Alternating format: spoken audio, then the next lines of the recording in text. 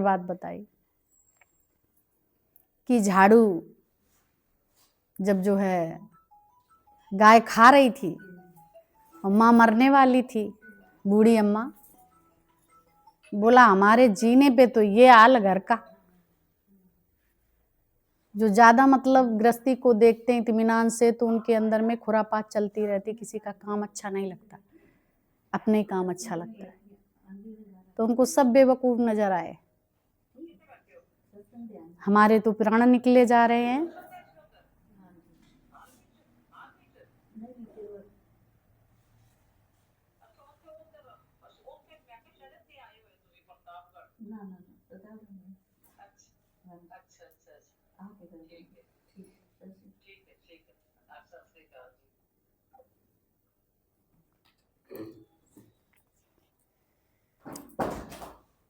सही जो पूछा जाए, जो गुरु की कृपा हम सब पे बरस रही है, ये बहुत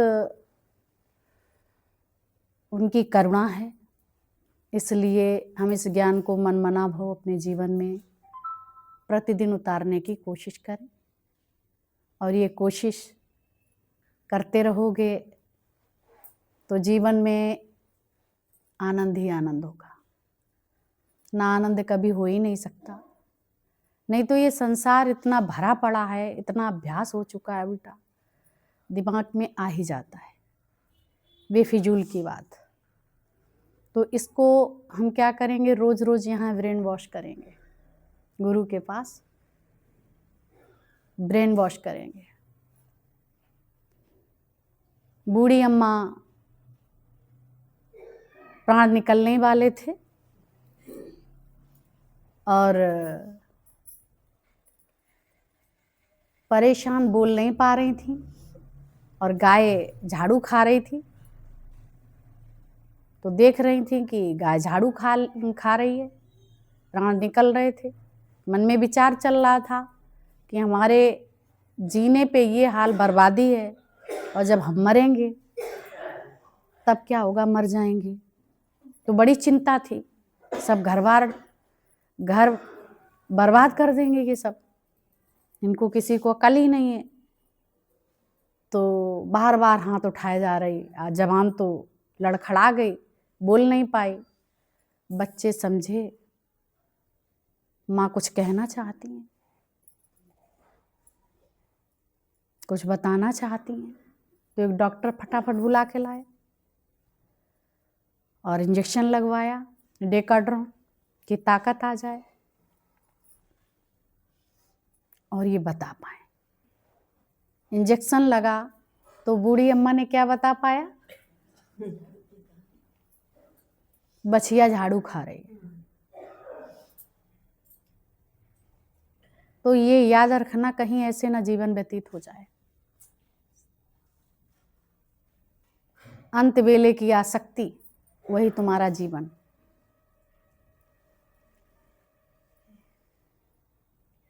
इन बातों पे विशेष ध्यान देना है। कथा भागवत अभी सुनाए क्योंकि पंडित जी सुनाते रहे, सौदा करते रहे, ना उनके आचरण में था, ना सुनने वालों के आचरण में था। तो कथाएं सब सुनते थे, किसी को नहीं पता था उनके जैसा जीवन जिया जाना चाहिए, धर्मात्माओं की तरह कोई नहीं जानता था।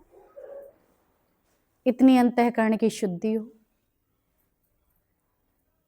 बस सुने ही जा रहे थे। सती अनुसुईया की भी कथा सुन गई, सीता मैया की सुन गई, राधा कृष्ण की सुन गए, सब सुदामा जी की सुन गए, और सुन के वहीं इलाके चले आए।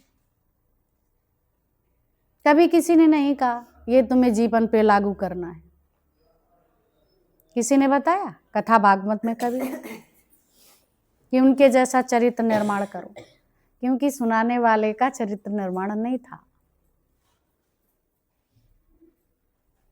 आज तुम्हारे सामने जो ब्रह्म ज्ञानी है, हरि बोले काया केवल, साक्षात परमेश्वर जिसने प्रकट किया हुआ है। तत्व ज्ञानी ने स्वयं को प्रकट किया, किससे जाना, तत्व से, इसलिए उसको तत्व ज्ञानी कहते हैं। जिसको सत्य का ज्ञान हो जाता है कि मैं कौन हूँ, और कोई ज्ञान नहीं। ज्ञानी के लिए ये नहीं बहुत बड़ी पढ़ाई है, दिन भर ज्ञान को बोलना है, ऐसा कुछ नहीं। सिर्फ आत्मनिश्चय के लिए ये तत्वज्ञानी और तत्वज्ञान बोला गया है, जो तुम्हें रोज भर भर प्याले सतगुरु पिलाता है। उसकी बड़ी महिमा है। अब भी अगर भटकते हैं तो चूक किसमें है? चाकर्मा है। कोई गड़बड़ी अगर रह जाती है तो गुरु की तो कोई भी गड़बड़ी नहीं है, जैसा का तैसा हमको दिया। जैसे गंगा गोमुख से निकली वैसे ही पवित्र ये ज्ञान दिया, लेकिन जीव भाव के कारण हम सब ने इस ज्ञान को मिला लिया, मिक्स कर लिया, अपने मनमाने तौर से इस ज्ञान को लागू किया। इसलिए वो विषैला बन गया, इसलिए वो गंदा हो गया। जब अपने इस ज्ञान को मनमाफित उठाते हैं तो हमारे जीवन का उद्धार नहीं होता है। हमें किसके माफित उठाना चाहिए? गुरु के अनुसार, मन के अनुसार नहीं। कितने लोग मन के अनुसार लेते हैं, कितने गुरु के अनुसार लेते हैं? बताओ, ज्ञान को कैसा बना लेते हो? क्या रखते हैं? गुरु के अनुसार जब चलोगे तो तुम्हारे जीवन में हर तरह से कहीं भी खुटीला जब नहीं रहता है तो चमक ही चमक होती है, निराशा नहीं आती। संसार कोई बोझा नहीं है। अगर हम बोझा ढो रहे हैं तो अभी हम जीव भाव में हैं, गधे बने पड़े, तभी तो बोझा ढो रहे हैं। ब्रह्म तो कोई भार लेता ही नहीं है, सारी सत्ता उसी की है, लेकिन कोई भार नहीं, क्योंकि अकर्ता बन के निष्कामी। सारी सृष्टि निष्कामता दर्शाती है। सिर्फ एक मनुष्य है वो मैं करता है, वो निष्कामता नहीं। कितना ज्ञान सुन ले, जरा सी चूक हुई शरण दरियाए गया, जरा सी सावधानी हटी दुर्घटना घटी। तो ये ज्ञान निरंतर है, ये तुम्हारी आखिरी सांस तक है। सावधानी, हम लोगों से डरते हैं तो उनसे सावधानी करते हैं, चोरों से डरते हैं उनसे सावधानी। वो कितना ले जाएंगे? वो बाहर का माल ले जाएंगे, पर तुम्हारा माल कोई नहीं ले जा सकता। जिसके पास अपना खजाना है, बाहर के माल से उसे कोई भय नहीं। अब उसकी जरूरत, अभी तक मेरी जरूरत पूरी हुई, अब उसकी जरूरत पूरी हो रही है ना? अब उसकी जरूरत पूरी हो रही है। अभी तक मैं उसका मालिक था, अब वो उसका मालिक है। यही गड़बड़ी हो जाती है, पर है वही। कोई भी हो, रूप अनेक तू एक ही है।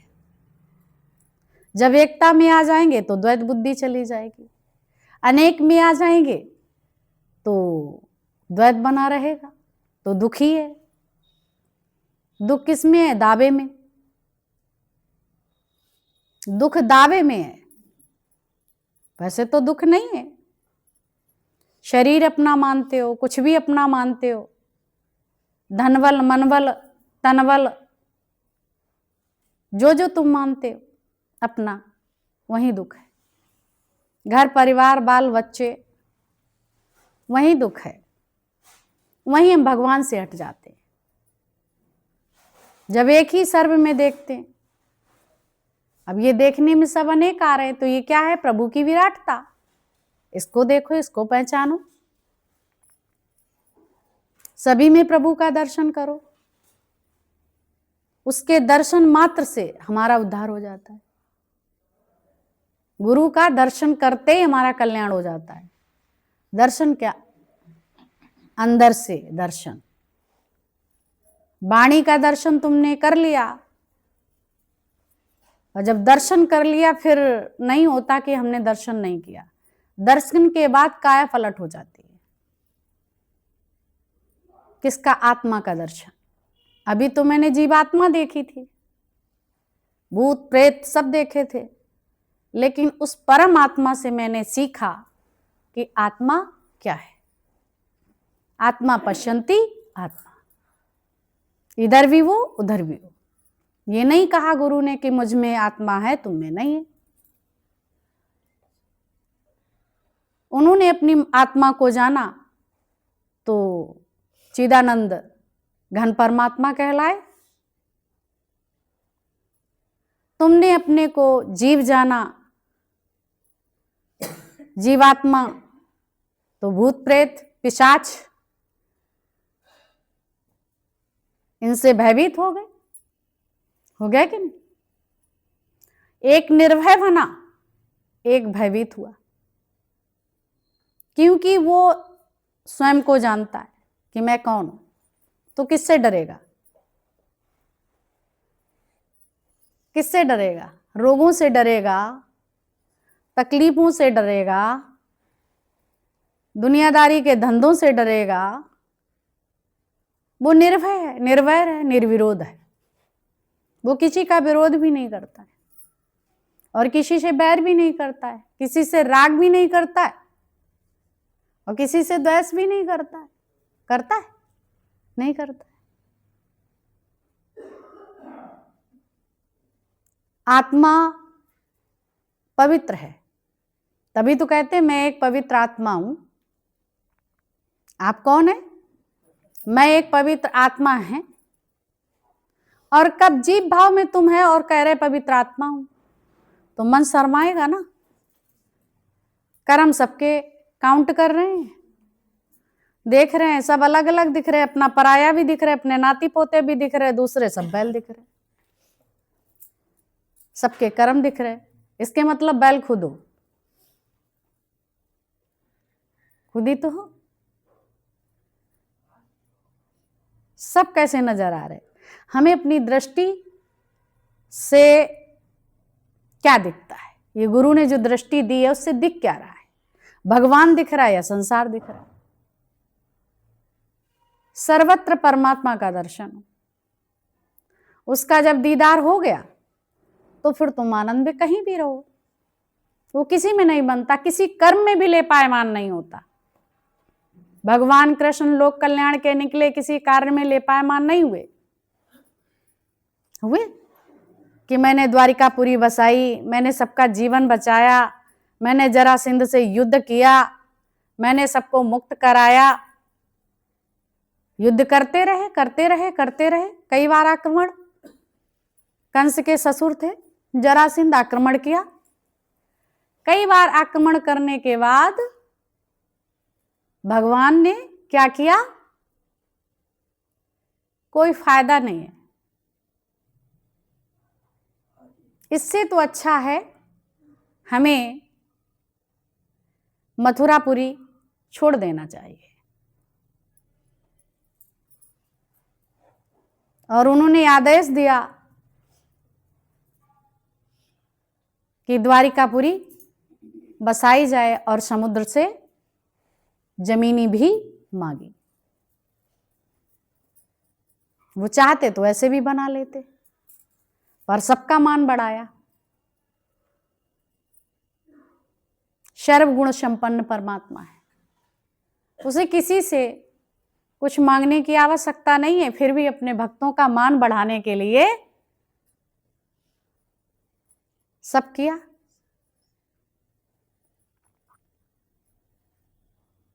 समुद्र से कहा मुझे यहां द्वारिकापुरी का निर्माण करने के लिए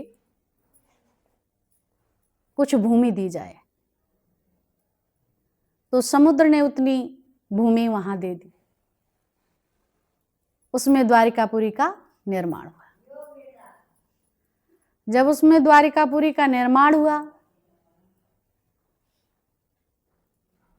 तो सब सुना कि आक्रमण करने आ गए जरासंध, तो सभी को लेके पहले भिजवा दिया।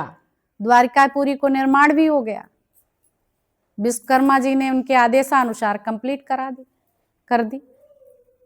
और पहुंच गए बाबा।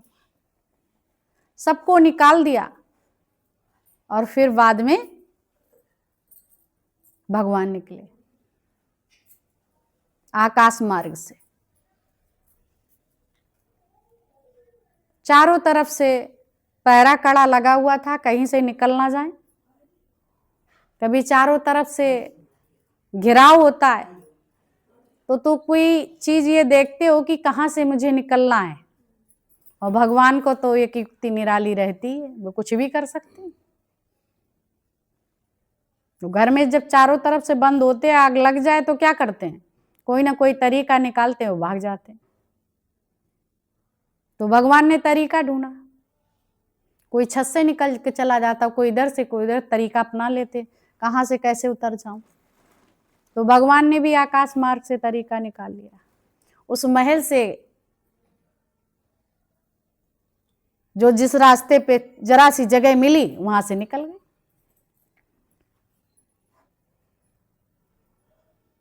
आकाश में कोई दीवार नहीं है, ऐसे ही आत्मा में कोई दीवार नहीं है। परमात्मा कैसे सरल स्वरूप होके निकल गए।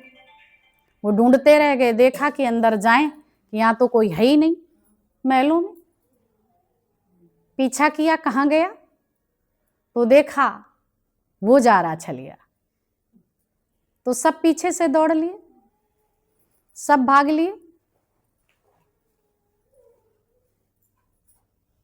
जब पीछे से दौड़ लिए तो हुआ क्या, क्या पकड़ पाए उन्हें? ऐसे दुनिया तुम्हें कितनी भी पीछे पड़ी रहे, तुम्हें कोई पकड़ पाएगा? तुम्हारा कोई बाल बांका कर पाएगा? चींटी और हाथी में कितना अंतर है। चींटी बन के जेब में लंदन चले जाओगे, और हाथी बन के तो आप नहीं जा सकते। तो परमात्मा इतना सूक्ष्म से सूक्ष्म है कि उसे कोई पकड़ नहीं सकता। हाँ, उसे सिर्फ प्रेमी पकड़ सकता है।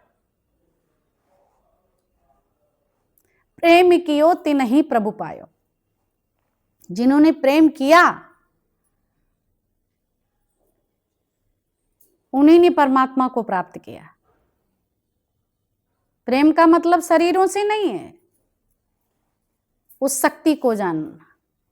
तो किसी से बैर विरोध और कमियां नहीं, बैर विरोध नहीं पनपेगा और कमियां भी नहीं देखोगे। ये रोजमर्रे की बात है, रोज यहां सिखाई जाती है।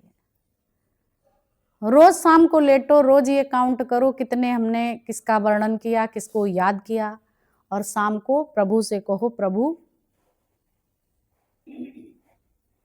हम तुम्हारे रास्ते पे चलते रहें, इस रास्ते पे इतनी मुझ में शक्ति दो, इतनी मुझ में भक्ति दो। जो बार बार मुझे संसार भासने लगता है, प्रभु आप ही हमें यहां से मुक्त करा सकते हैं। वो तुम्हें जरूर शरणागत कृपाल हरि, वो शरणा जो उनकी शरण में आता है वो उन पर कृपा जरूर करते हैं। परमात्मा कृपण नहीं हो सकता, वो कृपा जरूर करते हैं। तो याद रखो कि ईश्वर हमेशा तुम्हारे साथ है। वो नहीं तुम्हें भूलता है, लेकिन तुम अपनी इच्छाओं वासनाओं के कारण उसे बार बार भूलते हो, कहते भगवान मुझे भूल गया। भगवान कभी नहीं भूलता है, तुम अपनी सांसों को भूल जाते हो। वो तो निरंतर तुम्हें चलाता रहता है, श्वास के रूप में चलाता है। हम सबको चलाने वाला तो वही है। कितना भी बड़ा कोई कार्य करके उन्होंने देखो नहीं जताया, सब कुछ किया। जब समय आ गया तो जिन्होंने शाप दिया उनकी भी शाप्ति की उन्होंने सम्मान किया, क्योंकि वो जानते थे ये लीला, ये संसार नश्वर है, जो आकार है वो विकारी है, उनमें परिवर्तन है। आज जो बना है कल बिगड़ेगा, इसलिए वो श्रापों से भी दुखी और सुखी नहीं हुए। वो जानते हैं ये सब लीला है। कैसे गंधारी ने वंश, जैसे तुमने मेरे वंश का नाश किया वैसे ही तुम्हारा वंश का नाश हो जाए, यदुवंशियों का नाश हो जाए। भगवान ने स्वीकार किया बड़े प्यार से, नहीं कहा कि तुम ये क्या कह रही हो, नाराज नहीं हुए, क्योंकि जो युद्ध हुआ था वो धर्म युद्ध था। मैं कुछ नहीं कर सकता, सबके कर्मानुसार कर्मों का फल मिल रहा है, मैं देने वाला नहीं हूं। इस बात का ज्ञान गंधारी को नहीं था, तो सबको कितना प्यार किया। कहा भी बुआ स्वाभाविक है, क्योंकि संसार में रहने वाले लोगों का सत्य संसार है, इसलिए वो क्रोध में आके कुछ भी कर सकते हैं, कह सकते हैं, क्योंकि यथार्थ उन्हें पता नहीं है। लेकिन भगवान को यथार्थ पता है, तो किसी को दोष नहीं दिया। इसी तरह से तुम सब भी वही लीलाएं, वही ज्ञान, वही तुम हो, तो तुम किसी को दोष मत दो। जो भी हमारे सामने आ रहा है ये कभी का हिसाब किताब है, आज मुझे पता नहीं।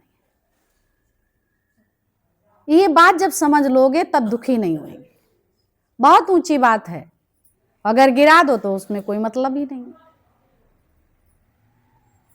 उसको नहीं समझ पाओ, उसको अपने आत्मनिश्चय में नहीं लाओ तो वो तुम्हारा नहीं है। जितना अभी तक तुमने ज्ञान सुना, जितना अपने जीवन में लागू किया, उतना ही तो है तुम्हारा, बाकी तो सब बर्बाद। यहां बैठे जितना ज्ञान तुमने अपने जीवन पे लगा लिया वही तुम्हारा है, और जितना तुमने गिरा दिया वो तुम्हारा नहीं। इतना सब बनाया, खिलाया, खाया, सब कुछ, लेकिन तुम्हारा कितना हुआ? जितना तुमने खाया। चाहे आपने 10 किलो बनाया, 20 किलो का बनाया, कुछ भी किया, तुम्हारे अंदर कितना गया? तुम्हारा उतना ही है। एक निवाला गया या 2 निवाला गया या एक भी नहीं गया, जितना तुम्हारे अंदर चला गया वही तुम्हारा है, उसी से तुम्हारा रक्त बनेगा। नहीं खाओगे तो किसी काम के नहीं रहोगे, न सेवा कर पाओगे। भाई ये तन का भोजन है, उसको नहीं खिलाओगे तो सेवा, सुमिरन, सत्संग तो भी नहीं होगा। होगा? ये भी एक यज्ञ है, जठराग्नि, ये हवन है, तो इसमें तुम खाने वाले नहीं है, ना पीने वाले, ना खाने वाले, ना खिलाने वाले, कुछ भी नहीं है। ये गाड़ी है, ये भगवान प्रेरणा देते, इसमें ये पेट्रोल डालो, इसमें ये करो, इसमें वो करो, है ना? कौन करवाता है? प्रभु कराते। खिलाना पिलाना, अंदर से कैसे आवाज आती है? भूख लगी है, खा लो। कौन कहता है? भगवान कहते हैं। तुम अपनी भाषा में हमें भूख लगी है, हम खा लें, तो ये जीव भाव के कारण हमें भूख लगी है। आत्मा को भूख नहीं लगती, ये गाड़ी को देना है। इसमें कोई गड़बड़ी हो जाती है तो गैराज में डाल देते हैं गाड़ी को, तो वहां दुरुस्त करके दे दी जाती है। तो गाड़ी गैराज में गई है कि तुम गए? तुम तो सर्वत्र है, ना आते हैं ना जाते हैं। गाड़ी गैराज में जाती है बनने के लिए, अभी जैसे नहीं गैराज में पड़ी रही है ना। कौन गई? गाड़ी। मैं तो जहां पहले था आज वहीं हूं, वो तुम सब हो। मैं आता नहीं जाता नहीं, ये गाड़ी को चलाने वाला वो परमात्मा है।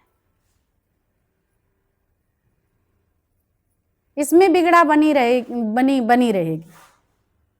ये संसार का है, इसका खात्मा ही ऐसे है। अभी लोहे की गाड़ी बनवाते हैं तो धीरे धीरे क्या होता, कितनी भी मरम्मत करो, धीरे धीरे उसमें छेद हो जाएंगे, धीरे धीरे कुछ हो जाएगा, जंग खा जाएगी, समाप्त हो जाएगी। हो जाएगी कि नहीं? क्योंकि गाड़ी बनी है, जो बनी है उसमें मिस्टेक्स होगी, और जो बनी ही नहीं है उसमें मिस्टेक्स नहीं है, कोई कमी नहीं है। जो बनता नहीं वो बिगड़ता नहीं है। तो ये संसार बना है तो बिगड़ेगा जरूर, ये पक्का याद कर लो। इसलिए इसमें मोहित ना हो, ना रूप पे, ना रंग पे, ना धन पे, ना संपत्ति पे, किसी पे नहीं, ना बाल, ना बच्चों पे, किसी पे भी नहीं। बोला सदा न संग सहेलियां, सदा न काला केस, और सदा न ये जग जीवना, सदा न राजा देश। किसी चीज पे अभिमान नहीं करो। जवानी होती तो जवानी पे इतरा के चलते हैं, अज्ञानता के कारण। बचपन खेल गमाया और जवानी नींद भर सोया, बुढ़ापा देख कर रोया। ये अज्ञानियों की स्थिति है, जिसको गुरु नहीं मिला, तत्व ज्ञान नहीं मिला। गुरु भी मिल गया पर तत्व ज्ञानी अगर नहीं मिला तो उसकी जीवन की क्या दशा होती है? जैसे कुत्ते का हाल। बिना मालिक के कुत्ते की दशा क्या है? दरवाजे दरवाजे जाना पड़ता और भगाया जाता है। कोई डंडा मारता, कोई कुछ मारता, लूलुहान हो जाता है। कहीं इधर को करके पड़ा, कहीं उधर को करके पड़ा, कहीं कचड़े में, कहीं गंद खाने में कैसे पड़े रहते हैं। जो पालतू हैं उनका मालिक उनकी कितनी व्यवस्था रखता है। उनको दरवाजे किसी के जाने ही नहीं पड़ता, जाना पड़ता है। ऐसे ही ये माया के दुनिया के दरवाजों पे तुम्हें दस्तक नहीं देनी पड़ेगी। कभी घोड़े का, कभी गधे का, कभी इसका, कभी उसका। ये दरवाजे, इन पे तुम्हें नहीं फटकना पड़ेगा। इसी जन्म में मुक्त हो जाएंगे। एक दरवाजे पे रहोगे, भरपेट भोजन मिलेगा। सुंदर। एक दरवाजे का मतलब क्या समझते हो आप? क्या समझते हो?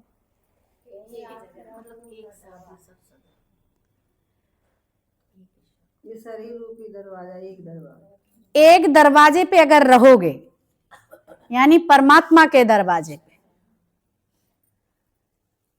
ये नहीं है कि वो हमारा गुरु, ये तुम्हारा गुरु, वो बात नहीं है। गुरु एक ही है।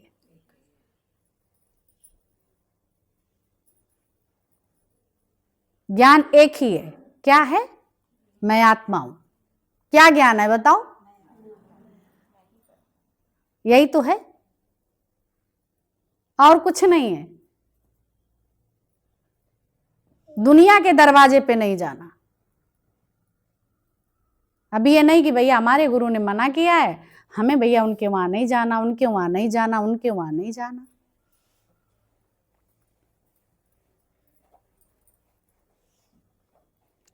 समझे? हम लोग बाहर से कहते रहते हैं, और एक जगह इसलिए बिठाया जाता क्योंकि तुम अज्ञानता से आए हैं, एकाग्रता है नहीं। तुम 10 जगह ज्ञान को सुनेंगे तो भटक जाएंगे। या तो इतनी तुम्हारी पॉल्यूशन मुक्त युक्त बुद्धि है, पॉल्यूशन मुक्त जल्दी नहीं होती। कहीं तुम्हें मंत्र बताया जाएगा तो मंत्र सुन के कि अब ये जपें, कहीं कुछ इसलिए कहा, हर जगह नहीं। जिससे सुनते तत्वज्ञानी हर महापुरुष हो, सब एक दूसरे से मिलते हैं, उनका स्वागत करते हैं, क्योंकि वो सब कुछ देखते हुए भी एक देखते हैं। और जब ज्ञान सुनाते हैं तो ये नहीं कि तुम अलग अलग करके देख सकते हैं भीड़ को, लेकिन वो भीड़ नहीं, सबसे एक सा प्यार करता है। तो बोला कितनी रिस्पेक्ट हमें मिली। जीव कहता है कितनी रिस्पेक्ट मिली, बहुत अच्छे, बहुत अच्छे, बहुत अच्छे।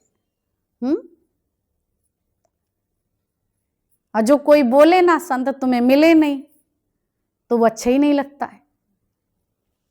ये तुम्हारा जीव भाव है।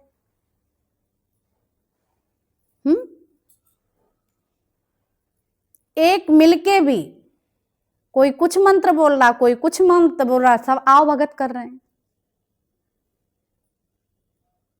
एक दूसरे की। इधर भी वही, इधर भी वही, सब एक दूसरे को नमन कर रहे हैं कि नहीं? लेकिन तुम तो भ्रमित हो जाओगे।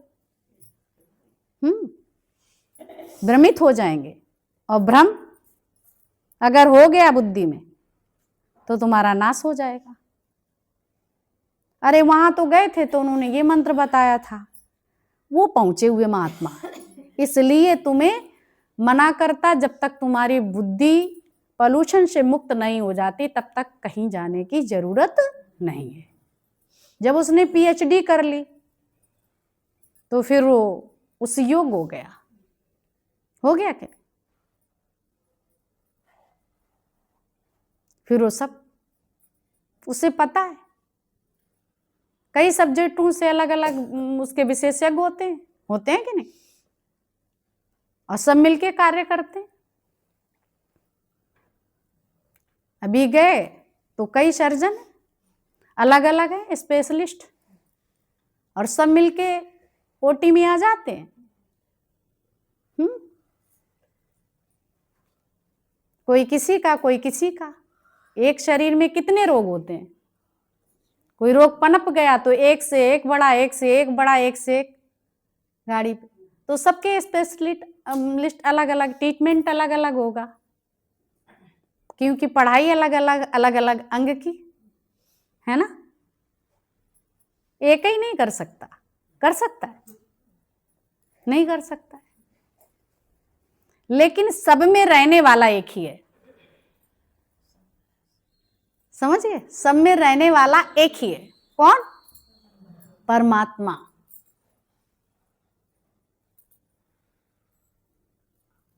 इसलिए वो रोग सिर्फ लगाता है,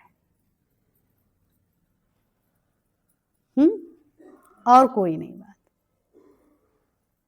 जब तक तुम्हारा जीवन नहीं पूर्णता बन जाता, तुम्हें विश्वास नहीं अपने पे हो जाता है, नहीं तो फिर चित्त नहीं टिकेगा।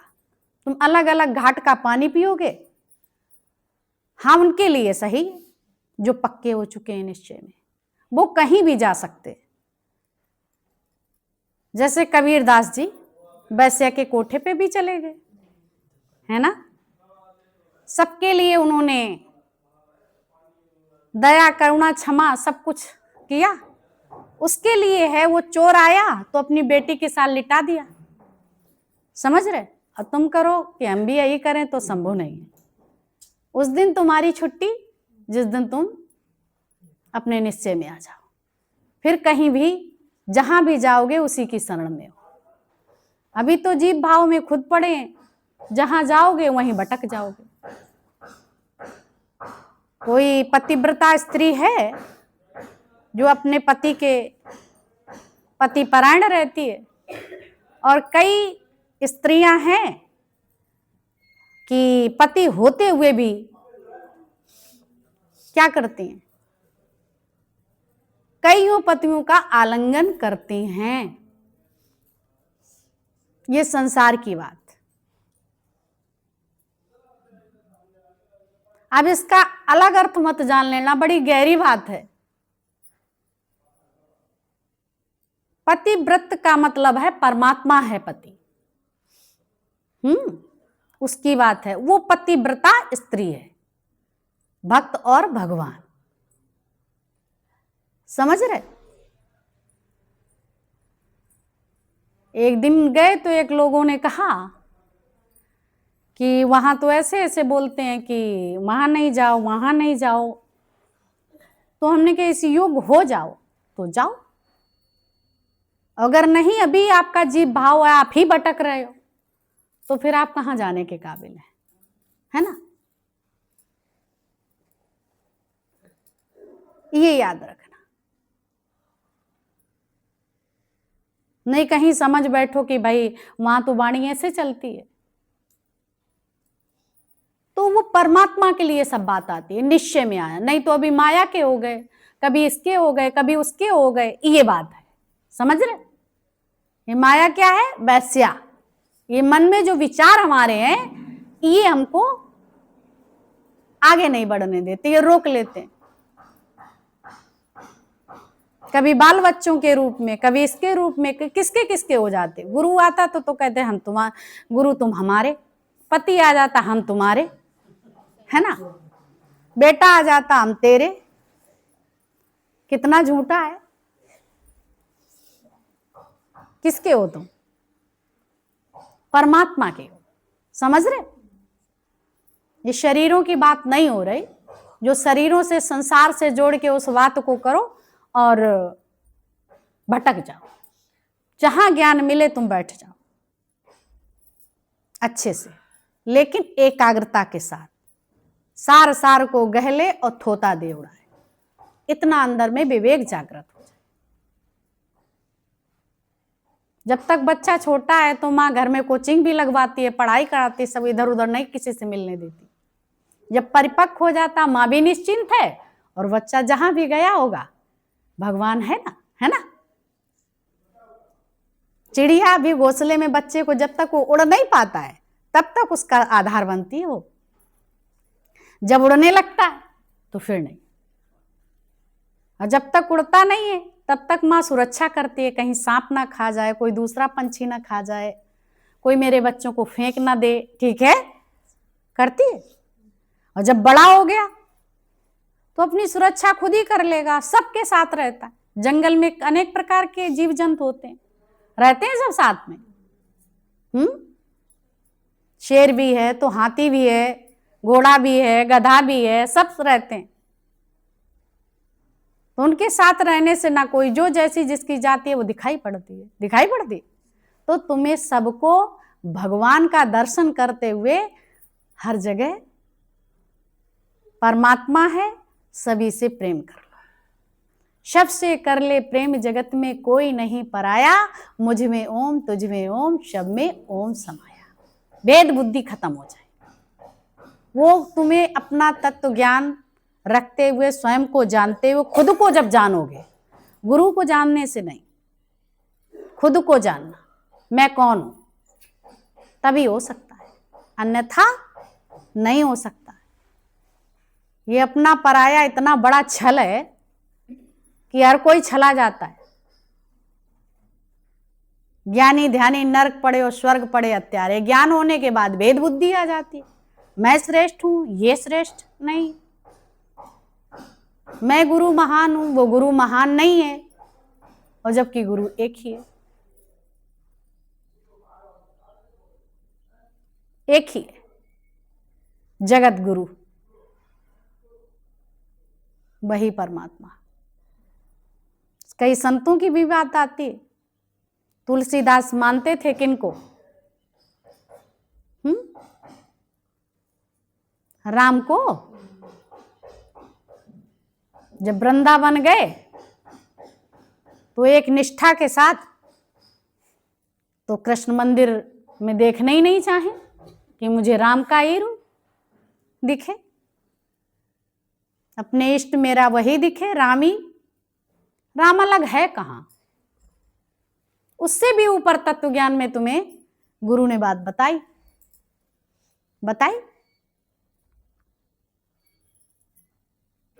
कहां दूसरा है? राम भी वही है, कृष्ण भी वही है, नानक भी वही है, जितने भी संत महापुरुष अवतरित हुए सब वही एक ही है। हम मारा तुम मारा, बर्बादी की कागार। इससे बचने के लिए हम सत्संग का आधार सब लेते हैं, तब सच की पहचान हो पाती है। ये याद रखो। पढ़ाई करने के लिए एकाग्रता के साथ बैठ जाओ। चाहे राम बोलो, चाहे श्याम बोलो, चाहे राधा बोलो, चाहे कुछ भी बोलो, चाहे ओम बोलो, चाहे ओम नमो भगवते वासुदेवाय बोलो, चाहे हरि ओम तत्सत बोलो, एक ही है, तो भ्रम नहीं करना। समझ रहे? जो संतों से ज्ञान तभी तुम्हें सुनने का हक है जब तुम भ्रमित ना हो, नहीं चंचल बुद्धि हो जाए, अंत समय में सोचने लगो क्या करें। राधा रानी को नाम बोला है, थोड़ी देर बाद राधा रानी बोले, एक दृष्टांत है, टाइम नहीं है ना, वो चलता ही रहता, करीब सबको मालूम है। मालूम है सबको। वही 4 व्यक्ति थे, एक ने बुलाया,